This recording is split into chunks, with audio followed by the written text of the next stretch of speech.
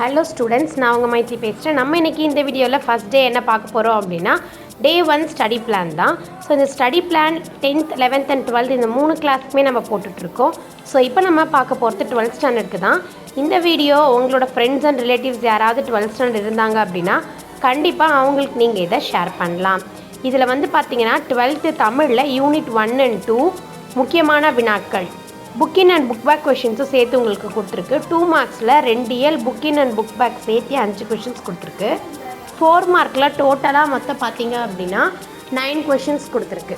நெடுவினா அதாவது 8 மார்க்ஸில் 2 கொஷின் கொடுத்துருக்கு. டோட்டலாக இதில் இந்த 8 மார்க் எழுதுறதுக்கு ஒரு சிம்பிள் ட்ரிக்ஸ் இருக்குது.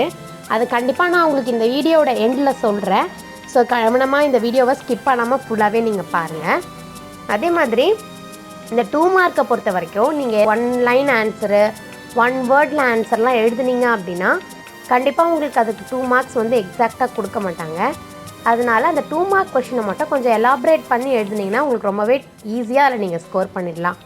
4 மார்க்கை பொறுத்த வரைக்கும் எடுத்துக்காட்டுன்னு கொடுத்துருந்தாங்க, இல்லை விளக்குக அந்த மாதிரி கொடுத்துருந்தாங்கன்னா அதை நீங்கள் ஃபுல்லாக எக்ஸ்பிளைன் பண்ணணும்னு அர்த்தம். ஸோ நீங்கள் அதை டிஃபைன் பண்ணக்கூடாது, எக்ஸ்பிளைன் பண்ணணும். அதனால் என்ன அப்படின்னு விளக்குகன்னு கொடுத்துருக்காங்க இல்லையா? ஸோ அதனால் நம்ம அதை ஃபுல்லாகவே அவங்களுக்கு வந்து எலாபரேட் பண்ணி காமிக்கணும்.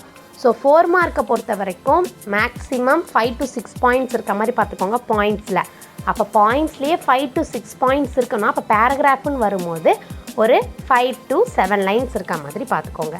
அடுத்தது பார்த்தீங்கன்னா நெடுவினாவில் நான் ஒரு ட்ரிக்ஸ் சொல்கிறேன்னு சொல்லியிருந்தேன். பொதுவாகவே நெடுவினா பார்த்தீங்க அப்படின்னா சில சிறுவினா சில குறுவினாக்களை சேர்த்தா ஒரு நெடுவினான்னு நம்மளுக்கு கிடச்சிரும்.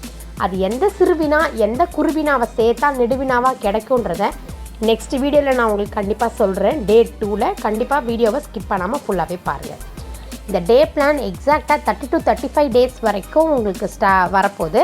ஸோ இந்த இவ்வளோ நாள் படிக்கலைன்னா கூட ஜஸ்ட் இந்த 30 to 35 டேஸ் நீங்கள் உட்காந்து நீங்கள் எஃபர்ட் எடுத்தீங்க அப்படின்னா கண்டிப்பாக நீங்கள் சக்ஸஸ் பண்ணுறதுக்கு உங்களுக்கு வாய்ப்பு இருக்குது. ஸோ இந்த வாய்ப்பை மிஸ் பண்ணிடாதீங்க.